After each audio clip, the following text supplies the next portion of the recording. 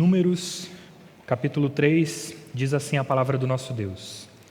São estas, pois, as gerações de Arão e de Moisés, no dia em que o Senhor falou com Moisés no monte Sinai. E estes são os nomes dos filhos de Arão: o primogênito Nadab, depois Abiú, Eleazar e Itamar. Estes são os nomes dos filhos de Arão, os sacerdotes ungidos, consagrados para oficiar como sacerdotes. Mas Nadab e Abiú morreram perante o Senhor quando ofereciam fogo estranho perante o Senhor no deserto do Sinai, e não tiveram filhos. Porém, Eleazar e Itamar oficiaram como sacerdotes diante de Arão, seu pai. Disse o Senhor a Moisés: faze chegar a tribo de Levi e põe-na diante de Arão, o sacerdote, para que o sirvam e cumpram seus deveres para com ele e para com todo o povo diante da tenda da congregação, para ministrarem no tabernáculo. Terão cuidado de todos os utensílios da tenda da congregação e cumprirão o seu dever para com os filhos de Israel, no ministrar no tabernáculo. Darás, pois, os levitas a Arão e aos seus filhos, dentre os filhos de Israel lhes serão dados. Mas a Arão e a seus filhos ordenarás que se dediquem só ao seu sacerdócio, e o estranho que se aproximar morrerá. Disse o Senhor a Moisés: eis que tenho eu tomado os levitas do meio dos filhos de Israel, em lugar de todo primogênito que abre a madre, entre os filhos de Israel, e os levitas serão meus, porque todo primogênito é meu, desde o dia em que feri a todo primogênito na terra do Egito.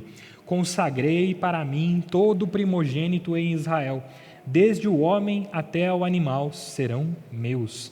Eu sou o Senhor. Falou o Senhor a Moisés no deserto do Sinai, dizendo: conta os filhos de Levi, segundo a casa de seus pais, pelas suas famílias, contarás todo homem da idade de 1 mês para cima. E Moisés os contou segundo o mandado do Senhor, como lhe fora ordenado. São estes os filhos de Levi pelos seus nomes: Gerson, Coate e Merari. E estes são os nomes dos filhos de Gerson pelas suas famílias: Libni e Simei. E os filhos de Coate pelas suas famílias: Anrão, Izar, Hebron e Uziel. E os filhos de Merari pelas suas famílias: Mali e Muzi. São estas as famílias dos levitas, segundo a casa de seus pais. De Gerson é a família dos libnitas e a dos simeitas. São estas as famílias dos gersonitas. Todos os homens que deles foram contados, cada um nominalmente, de 1 mês para cima, foram 7.500. As famílias dos gersonitas se acamparão atrás do tabernáculo ao ocidente. O príncipe da casa paterna dos gersonitas será Eliasaf, filho de Lael. Os filhos de Gerson terão a seu cargo na tenda da congregação o tabernáculo, a tenda e a sua coberta, o reposteiro para a porta da tenda da congregação, as cortinas do pátio, o reposteiro da porta do pátio que rodeia o tabernáculo e o altar, e as suas cordas e todo o serviço a eles devido. De Coate é a família dos Anramitas, e a dos Izaritas, e a dos Hebronitas, e a dos Uzielitas. São estas as famílias dos Coatitas. Contados todos os homens da idade de 1 mês para cima, foram 8.600 que tinham a seu cargo o santuário. As famílias dos filhos de Coate se acamparão ao seu lado, ou se acamparão ao lado do tabernáculo, do lado sul. O príncipe da casa paterna das famílias dos coatitas será Elisafã, filho de Uziel. Terão eles a seu cargo a arca, a mesa, o candelabro, os altares, os utensílios do santuário com que ministram, o reposteiro e todo o serviço a eles devidos. O príncipe dos príncipes de Levi será Eleazar, filho de Arão, o sacerdote. Terá a superintendência dos que têm a seu cargo o santuário. De Merari é a família dos Malitas e a dos Muzitas. São estas as famílias de Merari. Todos os homens que deles foram contados de 1 mês para cima foram 6.200. O príncipe da casa paterna das famílias de Merari será Zuriel, filho de Abiail. Acampar-se-ão ao lado do tabernáculo, do lado norte. Os filhos de Merari, por designação, terão a seu cargo as tábuas do tabernáculo, as suas travessas, as suas colunas, as suas bases, todos os seus utensílios e todo o serviço a eles devido. Também as colunas do pátio em redor, as suas bases, as suas estacas e as suas cordas. Os que se acamparão diante do tabernáculo ao oriente, diante da tenda da congregação, para o lado do nascente, serão Moisés e Arão com seus filhos, tendo a seu cargo os ritos do santuário para cumprirem seus deveres prescritos em prol dos filhos de Israel. O estranho que se aproximar morrerá. Todos os que foram contados dos levitas, contados por Moisés e Arão por mandado do Senhor, segundo as suas famílias, todo homem de 1 mês para cima, foram 22.000. Disse o Senhor a Moisés: conta todo primogênito, varão dos filhos de Israel, cada um nominalmente de 1 mês para cima. E para mim tomarás os levitas, eu sou o Senhor. Em lugar de todo primogênito dos filhos de Israel, e os animais dos levitas, em lugar de todo primogênito entre os animais dos filhos de Israel. Contou Moisés, como o Senhor lhe ordenara, todo primogênito entre os filhos de Israel. Todos os primogênitos varões, contados nominalmente de 1 mês para cima, segundo o censo, foram 22.273. Disse o Senhor a Moisés: toma os levitas em lugar de todo primogênito entre os filhos de Israel, e os animais dos levitas em lugar dos animais dos filhos de Israel, porquanto os levitas serão meus, eu sou o Senhor. Pelo resgate dos 273 dos primogênitos dos filhos de Israel, que excedem o número dos levitas, tomarás por cabeça 5 ciclos. Segundo o ciclo do santuário, os tomarás a 20 geras os ciclos. E darás a Arão e a seus filhos o dinheiro com o qual são resgatados os que são demais entre eles. Então Moisés tomou o dinheiro do resgate dos que excederam os que foram resgatados pelos levitas. Dos primogênitos dos filhos de Israel tomou o dinheiro 1.365 ciclos, segundo o ciclo do santuário. E deu Moisés o dinheiro dos resgatados a Arão e a seus filhos, segundo o mandado do Senhor, como o Senhor ordenara a Moisés. Até aqui a leitura da palavra do nosso Deus. Vamos orar mais uma vez? Santo Deus, a Tua palavra foi lida, ó Pai. E neste momento nós pedimos que o Teu Santo Espírito ilumine a nossa mente para que compreendamos aquilo que o Senhor quer nos ensinar hoje, ó Pai, por meio da instrução, por meio da exposição da Tua Santa Palavra. Que as verdades aqui reveladas, ó Pai, acerca das Tuas Escrituras, vão diretamente de encontro, ó Pai, ao nosso coração, para que compreendamos e apliquemos, ó Pai, na nossa vida aquilo que o Senhor quer nos ensinar hoje. Fala aos nossos corações, é o que nós te pedimos, no nome santo e precioso do Teu Filho amado Jesus Cristo, por meio de quem nós oramos. Amém. Meus irmãos, eu não sei se você já se perguntou quem é você, coletivamente falando, pensando cada um de nós aqui como povo de Deus, como estamos reunidos, quem somos nós? Talvez você responda: nós somos a igreja, nós somos o povo de Deus, nós somos a igreja de Cristo. E você está certo, você está correto ao responder isso. Mas o que isso significa? A vida cristã, a vida da igreja, a vida do povo de Deus, ela é cheia tanto de privilégios quanto de responsabilidades. Nós temos o privilégio de sermos chamados o povo escolhido de Deus, o povo que foi chamado de filhos, aqueles que foram resgatados por Cristo, aqueles que desfrutam das bênçãos decorrentes da obra de Cristo, aqueles que desfrutam do amor de Deus, do cuidado divino. Mas nós também vivenciamos desafios, nós também somos chamados a exercer responsabilidades e funções. E nós somos chamados então como servos pela palavra de Deus também. E Deus é o Senhor a quem nós servimos. E se nós somos servos e é Ele o nosso Senhor, nós somos chamados a viver de uma forma diferente daqueles que não são parte deste povo, daqueles que não são parte do povo de Deus, daqueles que não são igreja de Cristo. Nós vivemos diferente.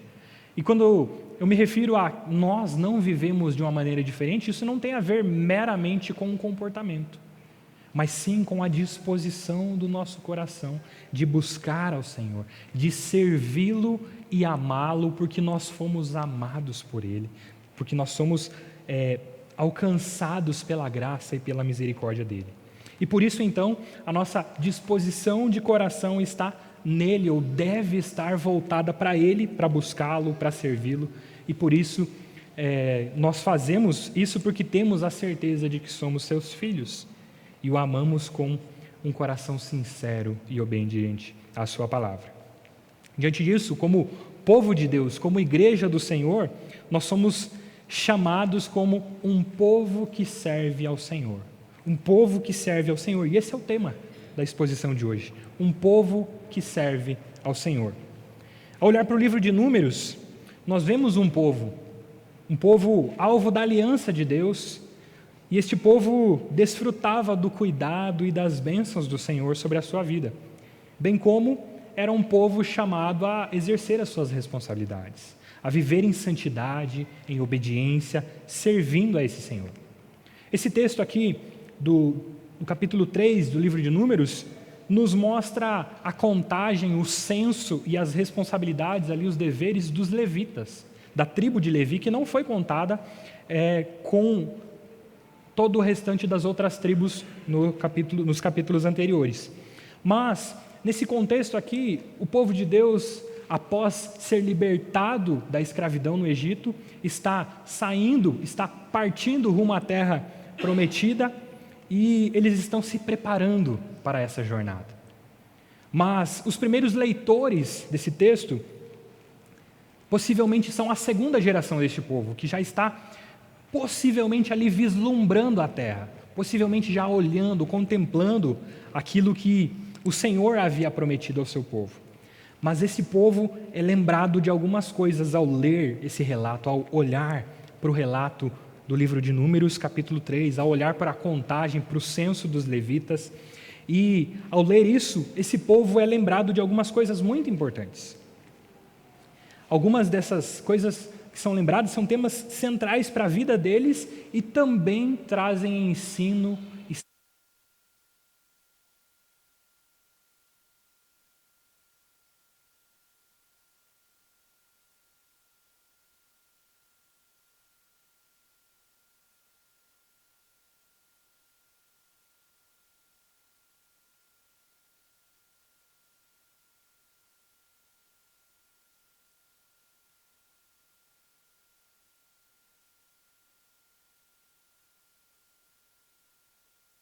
mas ele trata o pecado com seriedade.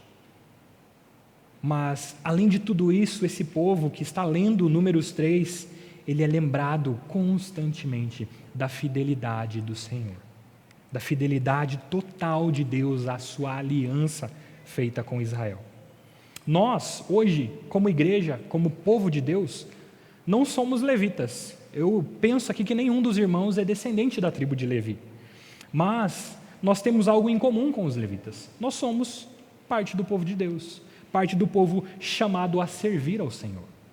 Nós olhamos para as Escrituras e somos lembrados de tantas e tantas verdades que o Evangelho nos lembra, nos confronta, nos consola, nos conforta acerca daquilo que o Senhor ensinou aos seus servos no passado. E por isso, então, nós veremos aqui nesse texto 3 verdades que são muito importantes para a nossa vida, que nos ensinam a respeito do nosso serviço ao Senhor. Nós, como um povo que serve ao Senhor, somos lembrados aqui de pelo menos 3 verdades a respeito do serviço a esse Deus. E a primeira dessas verdades se encontra dos versículos 1 ao versículo 13, que nós vemos a designação dos servos, ou a eleição, a escolha de quem são os servos. O texto vai dizer dos versículos 1 a 4 a respeito da família de Arão. Arão teve 4 filhos. Ele teve Nadab como seu primogênito, depois Abiú, Eleazar e Itamar. E quando nós olhamos para relatos anteriores, lá no capítulo 28 de Êxodo, nós vemos que eles foram ungidos e designados, escolhidos pelo Senhor para servirem como sacerdotes. Embora o texto aqui se refira aos levitas, ele faz menção aqui aos sacerdotes porque Arão, Moisés e os descendentes de Arão faziam parte, eram descendentes de Levi. Eles vinham da descendência de Coate, eram filhos de Anrão, e então filhos de Levi. E eles são lembrados aqui nesse texto também como os sacerdotes, aqueles que ofereciam sacrifícios em nome do povo, no lugar do povo, oferecendo sacrifício ao Senhor, como representantes do povo de Deus. Mas o texto vem trazendo essa mensagem aqui, essa informação do relato de Arão e dos seus filhos, para trazer um ensino muito importante e muito sério para a vida deles, mas também para a nossa vida hoje. De que, ao lembrar de Abiú, Nadab, Eleazar e Itamar como ungidos, consagrados ao sacerdócio ao Senhor, que o serviço, a escolha vem do Senhor, é Ele quem escolhe o seu povo, mas o povo é chamado a viver em santidade. Quando nós olhamos para esse relato, o texto diz que esses 4 irmãos que foram chamados para exercer o sacerdócio, os 2, o primogênito e o outro, Abiú e Nadab, foram e ofereceram fogo estranho perante o Senhor. Quando nós olhamos lá para Levítico 10, nós vemos o relato dessa circunstância em que eles apresentaram um fogo estranho diante do Senhor e foram consumidos pelo fogo do Senhor na presença de Deus. E o texto aqui diz que, no versículo 4, Nadab e Abiú morreram perante o Senhor quando ofereciam, quando faziam achegar diante do Senhor esse fogo estranho, perante o Senhor no deserto do Sinai. Mas o texto aqui, o versículo 4, traz uma informação curta, mas que não aparece nos relatos anteriores, nem lá no relato de Levítico. O texto diz, e não tiveram filhos, que seriam os descendentes deles, os próximos sacerdotes. Mas o texto vem para demonstrar essa vergonha carregada por aqueles que não exerceram obediência e santidade no serviço ao Senhor, e por isso foram consumidos pelo Senhor, consumidos pelo fogo de trazer esse peso em relação ao pecado, de consumir o pecado, de acabar com isso e preservar a santidade diante do Senhor. Mas, além disso, o texto diz que depois deles, então, por não terem nem filhos, nem aqueles que descenderiam para oferecer sacrifícios, quem tomou o lugar, ou quem assumiu o lugar, foram Eleazar e Itamar, os seus irmãos. Aqueles que foram fiéis, foram obedientes, zelosos, santos no seu ofício.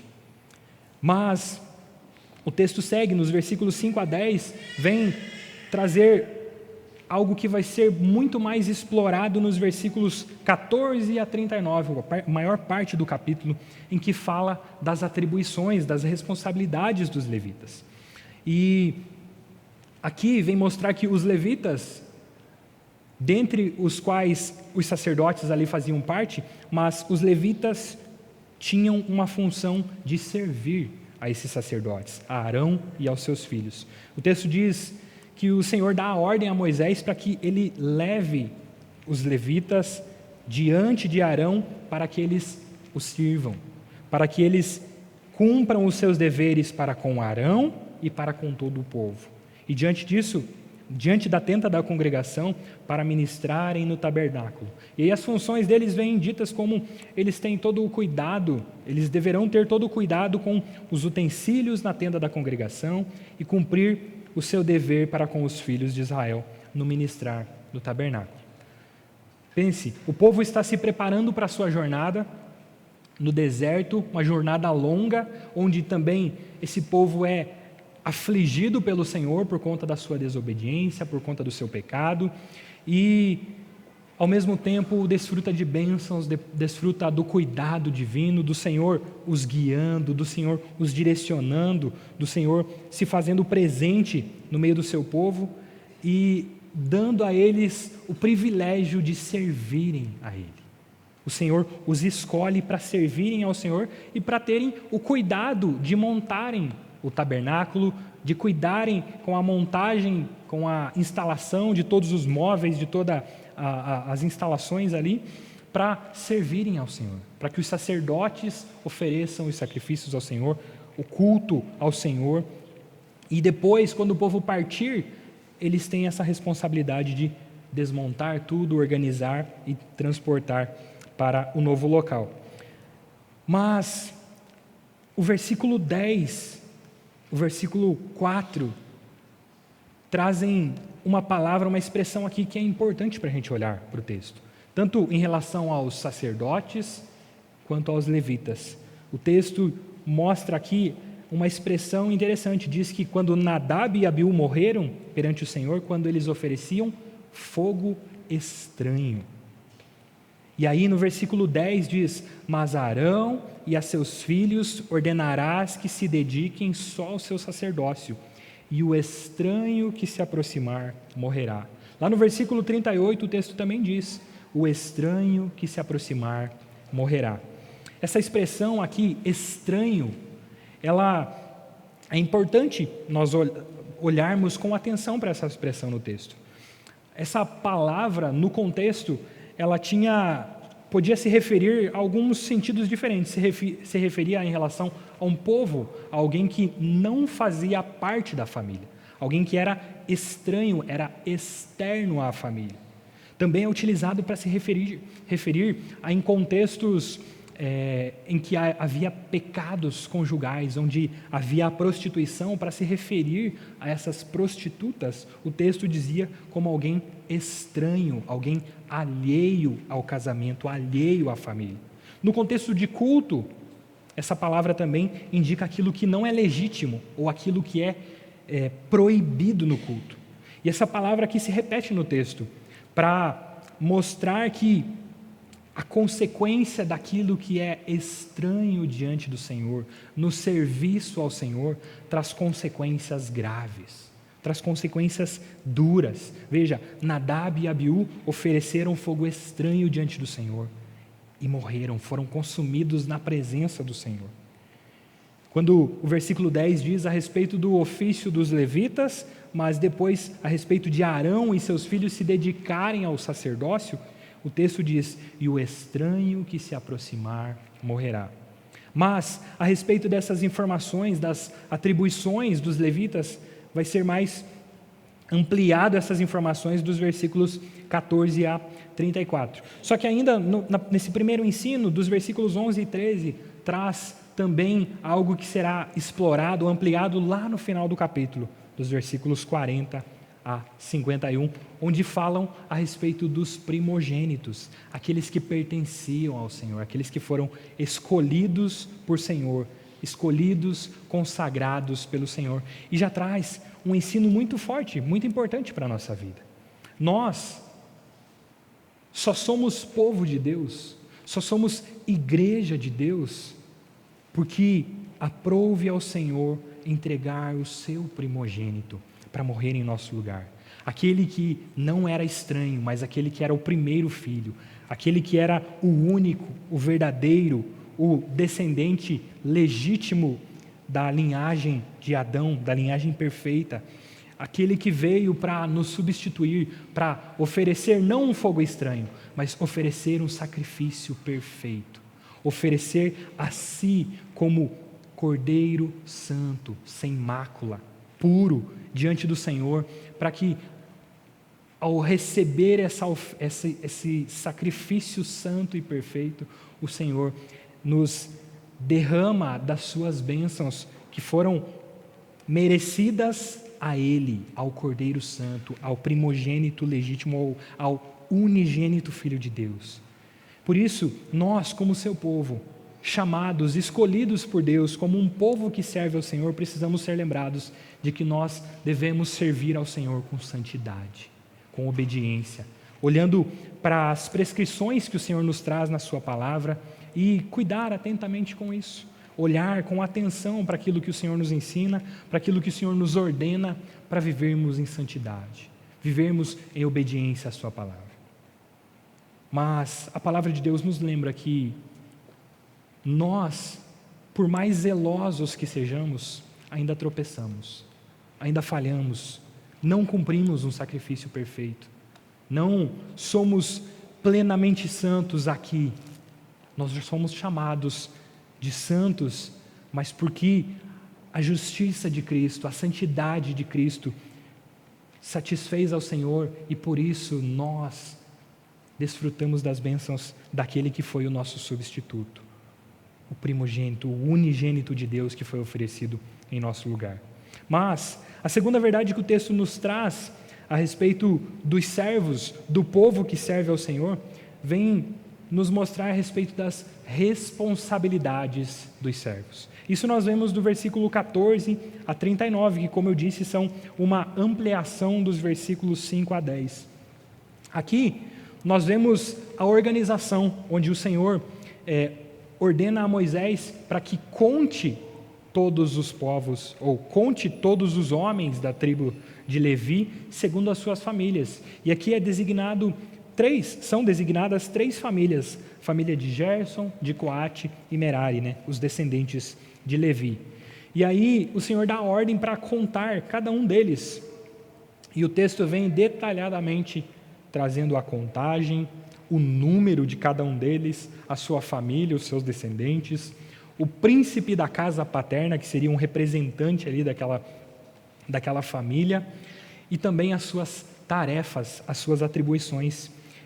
Além disso, ainda a sua posição geográfica em relação ao tabernáculo.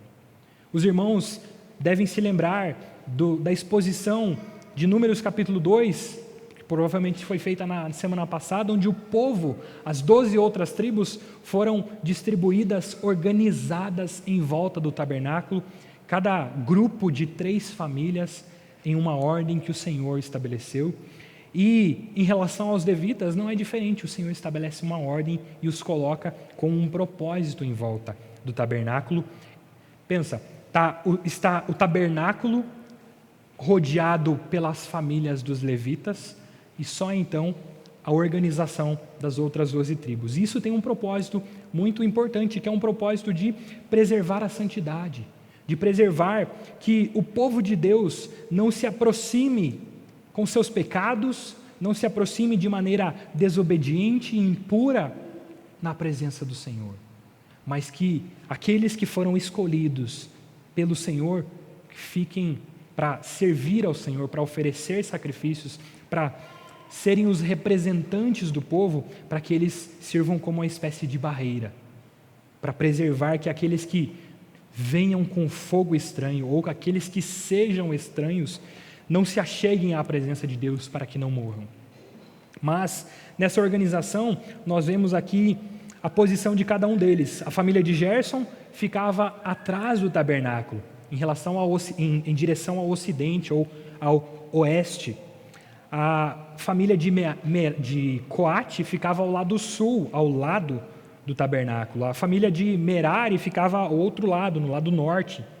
Mas Moisés, Arão e os filhos Itamar e Eleazar deveriam ficar em frente, na porta do tabernáculo. Aqueles que serviam como sacerdotes, aqueles que eram representantes do povo diante de Deus, deveriam servir ali como uma barreira diante da porta, como um cuidado para que o povo não se achegasse.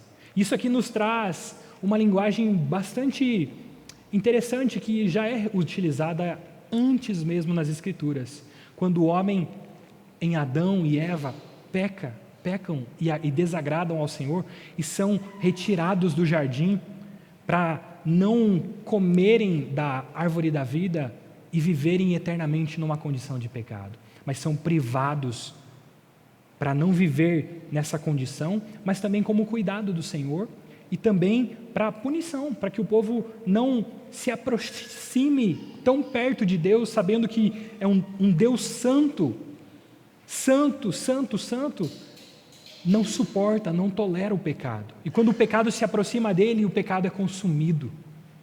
E aí, quando o Senhor expulsa Adão e Eva do jardim, ele coloca anjos para servirem com as suas espadas, enfim, cuidando da porta do jardim.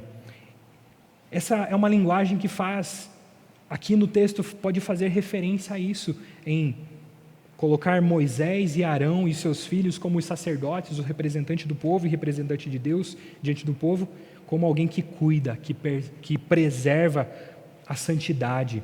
E o texto, justamente no versículo 38, onde vem falar de Arão e Moisés com os seus filhos, o final do versículo é que diz: o estranho que se aproximar morrerá. O estranho que se aproximar morrerá. Veja, o cuidado aqui dessa organização é para preservar a santidade, para preservar o cuidado de Deus em relação aos sacrifícios, em relação ao povo se aproximar de Deus com santidade. Essa é uma mensagem muito forte no texto.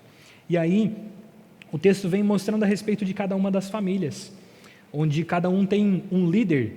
Na família de Gerson tem o príncipe da casa paterna chamado Eliasaf, na família de Coate esse é Elisafã, na família de Merari é Zuriel.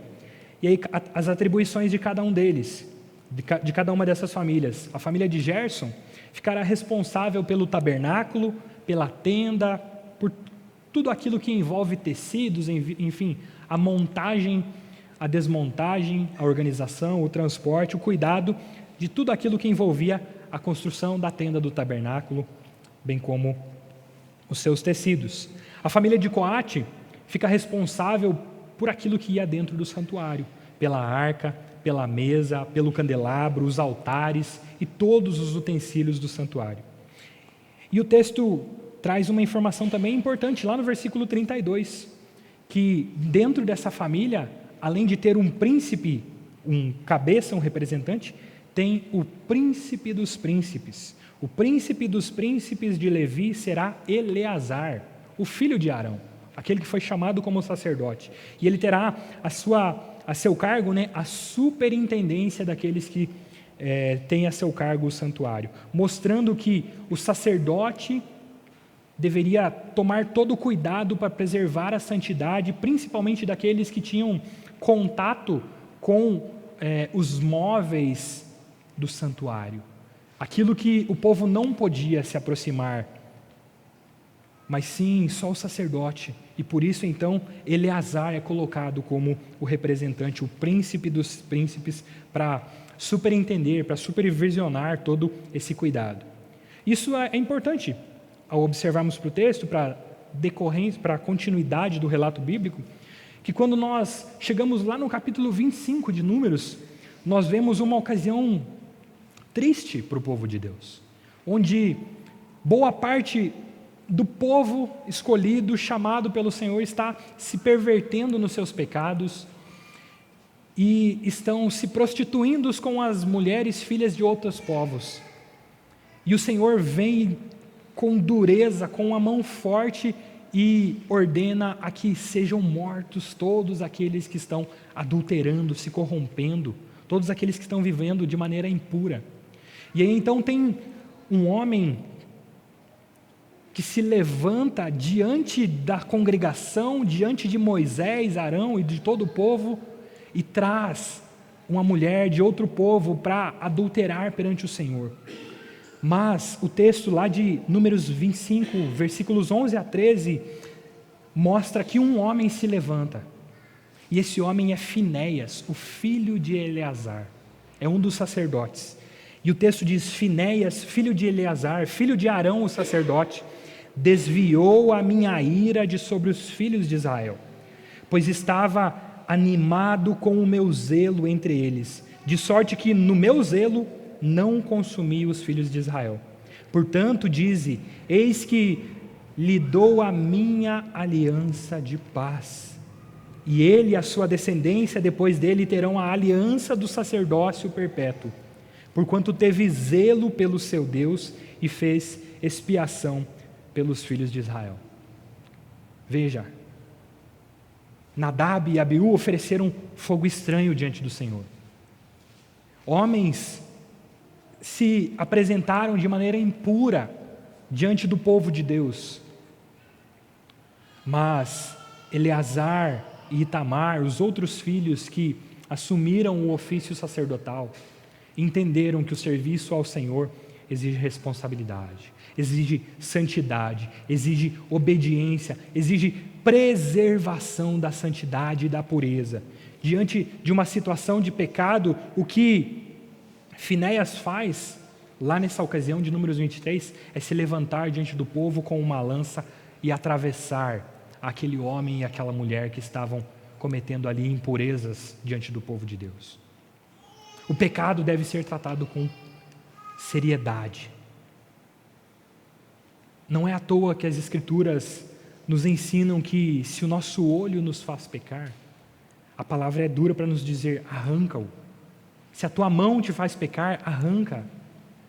Isso é para apontar para que o pecado deve ser tratado com seriedade. De que nós, o povo de Deus, o povo que serve ao Senhor, não devemos nos apresentar diante do Senhor de maneira impura, de qualquer jeito, mas de maneira santa, de maneira obediente, de maneira que reconhecemos quem é o Senhor a quem nós servimos. Reconhecendo, sendo como aquilo que o Senhor disse a respeito de Finéias: pois estava animado com o meu zelo. Nós precisamos ser zelosos no serviço ao Senhor. Mas aqui, quando nós voltamos para o texto, nós vemos essa organização da montagem, da desmontagem do tabernáculo, a família de Merari também responsável pelas tábuas do tabernáculo, as colunas, as suas travessas, as bases, enfim. Veja, cada uma das famílias tinha uma atribuição, tinha uma responsabilidade. E isso mostra que o povo de Deus serve ao Senhor de diferentes maneiras, sendo obediente ao Senhor, sendo fiel ao Senhor, zeloso pela sua palavra. O Senhor dá dons, o Senhor dá talentos para uns. E aí, você pode se pensar ou meditar no seu coração: mas eu não tenho dom para música, eu não tenho dom para ensino, eu não tenho o dom para cuidar de crianças, por exemplo. Mas ore ao Senhor, volte-se para a sua palavra, procure um líder, alguém importante, alguém que tenha maturidade na fé, para te orientar, para identificar qual é o seu dom, qual a responsabilidade, o zelo que o Senhor colocou nas suas mãos. Você pode servir ao Senhor sendo zeloso na visita. Você pode servir ao Senhor sendo zeloso no cuidado com aqueles que padecem enfermidade. Você pode ser zeloso como alguém que não aparece, mas que está sempre de joelhos em oração por aqueles que carecem. Você pode ser zeloso no serviço ao Senhor quando você é abençoado com recursos financeiros, por exemplo, para sustentar, amparar aqueles que necessitam. O Senhor nos dá diversas formas de servi-lo com zelo, com cuidado, mostrando para que nós entendamos que o serviço ao Senhor pode ser feito de diversas formas, desde que pautado, orientado, fundamentado pela sua santa palavra. Quando nós vamos para o Novo Testamento, o apóstolo Paulo, escrevendo aos Romanos, capítulo 12, versículos 4 a 8, diz: porque assim como num só corpo temos muitos membros, mas nem todos os membros têm a mesma função, assim também nós, conquanto muitos, somos um só corpo em Cristo, e membros uns dos outros, tendo, porém, diferentes dons, segundo a graça que nos foi dada. Se profecia, seja segundo a proporção da fé. Se ministério, dediquemo-nos ao ministério. Ou o que ensina, esmere-se no fazê-lo. Ou o que exorta, faça-o com dedicação. O que contribui, com liberalidade. O que preside, com diligência. Quem exerce misericórdia, com alegria. Veja, nós olhamos para as Escrituras diversas formas que o Senhor nos orienta para servi-lo, com seriedade, com zelo, com dedicação, com alegria. entendendo que o Senhor chama o seu povo, alguns para algumas funções talvez mais visíveis aos olhos, mas outros também nem tanto. Mas cada um daqueles que fazem parte do povo de Deus são chamados a servi-lo de maneira obediente, de maneira fiel, de maneira zelosa, com alegria, reconhecendo que é o Senhor quem nos chama, é o Senhor quem nos dá responsabilidades, quem nos dá tarefas, dons, talentos, é quem nos capacita também para isso. Mas o texto também ainda traz um terceiro ensino. E esse terceiro ensino é apresentado tanto nos versículos 11 a 13, quanto é ampliado lá nos versículos 40 a 51. Nós somos um povo que serve ao Senhor, somos identificados aqui como aqueles que são chamados ou escolhidos pelo Senhor, aqueles que recebem responsabilidades, dons e talentos, mas também, nesses últimos versículos, o texto traz a verdade da identidade dos servos. E aqui, o texto se refere a uma nova identidade. Lá nos versículos 11 a 13, o texto diz assim: Disse o Senhor a Moisés: Eis que tenho eu tomado os levitas do meio dos filhos de Israel, em lugar de todo primogênito que abre a madre, entre os filhos de Israel, e os levitas serão meus. Porque todo primogênito é meu, desde o dia em que feri a todo primogênito na terra do Egito. Consagrarei para mim todo o primogênito em Israel, desde o homem até o animal, serão meus. Eu sou o Senhor. Veja, o texto traz essa referência de que todo o primogênito pertence ao Senhor, porque Ele o escolheu, porque Ele o consagrou desde o Egito. E aqui o Senhor está lembrando o povo, esse povo que está saindo, que está caminhando rumo à terra prometida, é aquele povo que foi resgatado da escravidão, quando o Senhor trouxe aquelas 10 pragas para afligir o Egito, mas para libertar o seu povo, onde os primogênitos do Egito foram mortos, mas os primogênitos daqueles que foram lavados e remidos pelo sangue do Cordeiro, esses pertencem ao Senhor, esses são povo de Deus, povo alcançado pelo Senhor, comprados pelo seu sangue. E lá do versículo 40 em diante, o texto mostra o Senhor dando a ordem para Moisés de que aqueles contados no número em relação à proporcionalidade de que os filhos de Levi, os descendentes de Levi, tinham que ter um número proporcional aos primogênitos de toda a nação de Israel. Veja que o texto dá uma diferença ali de 273 homens, 273 primogênitos. E o texto diz que há um princípio, traz um princípio de resgate, de pagar um preço por esses excedentes. E isso daqui aponta para uma das verdades centrais da nossa vida, do Evangelho. A verdade de que nós fomos comprados por um preço.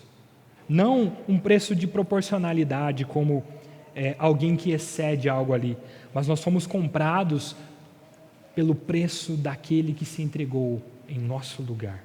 O Filho de Deus, o unigênito que foi morto e morreu e se entregou em nosso lugar, para que nós sejamos chamados filhos de Deus, para que o Senhor diga, como disse aos levitas: estes são meus, eu sou o Senhor. Ele é o Senhor que chama o seu povo e dá essa nova identidade, a identidade de filhos, de resgatados, remidos. E aqui é importante nós lembrarmos de algumas informações. Quando nós lemos aqui os versículos 12 a 13, o que está sendo lembrado faz referência àquilo que está escrito lá em Êxodo capítulo 13, onde o Senhor disse a Moisés: consagra-me todo primogênito, todo aquele que abre a madre de sua mãe entre os filhos de Israel, tanto de homens quanto de animais. E aí o Senhor traz esse ensino de que os primogênitos pertenciam a Ele, e isso era para ser ensinado e lembrado ao povo. E aí, lá na exposição do texto, lá na exposição de Êxodo 13, o Senhor diz: e se o teu filho te perguntar, explica, ensina a ele a isso. E quando teu filho te perguntar a respeito do porquê o Senhor mandou que separassem os primogênitos de todos os outros, quando os filhos perguntassem isso, o Senhor diz: responderás: o Senhor com forte mão nos tirou da casa de servidão. Pois sucedeu que, endurecendo-se Faraó para não nos deixar sair, o Senhor matou todos os primogênitos da terra do Egito, desde o primogênito do homem até o primogênito dos animais. Por isso, eu sacrifico ao Senhor todos os machos que abrem a madre, porque todo o primogênito de meus filhos eu resgato. O Senhor traz esse princípio para ser lembrado nesse povo, de que o primogênito é o substituto, ele serve como um resgate para aqueles outros do povo. E aqui é importante nós lembrarmos da figura do primogênito na linguagem do Antigo Testamento. A figura do primogênito se referia àquele que veio primeiro do ventre da sua mãe, mas que os privilégios e bênçãos inerentes a isso é de que o primogênito é o representante da família, é o representante de seu pai, da família de seu pai, é aquele que recebe um tratamento especial, um tratamento preferencial, é respeitado como um líder e merecedor da porção dobrada da herança. Mas a realidade de tudo isso, dessas bênçãos, ela dependia do pronunciamento do pai. E isso é muito forte no texto, quando nós lembramos desse princípio, porque o Senhor diz: todo primogênito é meu. E aí, quando nós olhamos para a continuidade do relato bíblico, nós chegamos lá em Lucas, capítulo de número 2. Lucas, capítulo 2, versículos 21 a 23, diz assim: completados 8 dias para ser circuncidado o menino, deram-lhe o nome de Jesus, como lhe chamara o anjo antes de ser concebido. Passados os dias da purificação dele, segundo a lei de Moisés, levaram-no a Jerusalém para o apresentarem ao Senhor, conforme o que está escrito na lei do Senhor: todo primogênito ao Senhor será consagrado. Ele foi o verdadeiro primogênito que foi consagrado ao Senhor, que pertence ao Senhor, que é aquele que carrega o nome do Pai, é aquele que é o representante do seu Pai, é ele que é aquele que merece, é digno de receber todas as bênçãos inerentes à sua filiação. É ele que é aquele que é tratado, deve ser tratado preferencialmente, primariamente, respeitado como líder e merecedor de porção dobrada da herança. Mas o que esse primogênito faz? Ele paga um preço. Ele se entrega como substituto, partindo desse princípio aqui dos levitas como substitutos do povo de Deus. O primogênito dos primogênitos vem e se entrega para sofrer, para padecer, para ser humilhado, para ser desprezado por conta do pecado, não dele, mas do pecado de cada um de nós. E ele é tratado de maneira tão cruel, isso tudo pagando um preço pelo resgate de cada um daqueles que se refugiam nele, daqueles que podem ter a certeza de que são chamados povo de Deus, filhos de Deus, um povo que serve ao Senhor. O apóstolo Pedro, escrevendo sua primeira carta, lá no capítulo 1, versículos 18 a 19, diz: sabendo que não foi mediante coisas corruptíveis como prata ou ouro. Eu acho interessante essa linguagem de Pedro. Coisas corruptíveis, coisas que se corrompem, que se esvaem, e ele usa como a prata e o ouro, que no nosso mundo são vistos como coisas de valor, coisas de importância. Ele diz: saibam que não foi mediante essas coisas corruptíveis como a prata ou ouro que fostes resgatados do vosso fútil procedimento que os vossos pais vos legaram, mas pelo sangue precioso, como sangue de cordeiro, sem defeito e sem mácula, o sangue de Cristo. E isso nos traz a certeza, a identidade de filhos de Cristo, de povo de Deus. E aí, o apóstolo Paulo, escrevendo aos Coríntios, capítulo 6, versículo 20, da sua primeira carta, diz: porque fostes comprados por preço, agora, pois, glorificai a Deus no vosso corpo. E aí Pedro, novamente, lá no capítulo 2, versículo 9, diz: vós, porém, sois raça eleita, sacerdócio real, nação santa, povo de propriedade exclusiva do Senhor, povo de propriedade exclusiva de Deus, a fim de proclamardes as virtudes daquele que vos chamou das trevas para a sua maravilhosa luz. Vós, sim, que antes não erais povo, mas agora comprados, remidos, resgatados pelo sangue do Cordeiro, pelo sangue do verdadeiro primogênito, mas agora sois povo de Deus. Vós que não tinhais alcançado misericórdia, mas agora alcançastes misericórdia. Isso deve ser a nossa maior motivação para servir ao Senhor, com zelo, com fidelidade, com responsabilidade, com obediência, porque nós fomos resgatados pelo Cordeiro, nós fomos comprados por um alto preço. E aí, meus irmãos, concluindo, nós, como um povo que serve ao Senhor, um povo de Deus, nós somos eleitos ou escolhidos por Ele para viver em santidade, para viver servindo a Ele de maneira santa, pura. Nós, como seu povo, somos dotados com dons para servi-lo em obediência, na mais diversidade dos dons que Ele nos proporciona, mas que nós façamos isso com obediência, com fidelidade à Sua palavra. Mas também nós somos lembrados que nós fomos comprados pelo sangue de Cristo e que agora nós temos uma nova identidade, não a identidade de inimigos, não a identidade de estranhos, mas a identidade de filhos de Deus, aqueles que foram resgatados por um alto preço. Por isso, sirvamos ao Senhor com zelo, com obediência, com alegria, com temor, com reverência, com obediência, mas reconhecendo que nós somos um povo que serve ao Senhor porque fomos comprados pelo sangue do Cordeiro. Que Deus nos abençoe.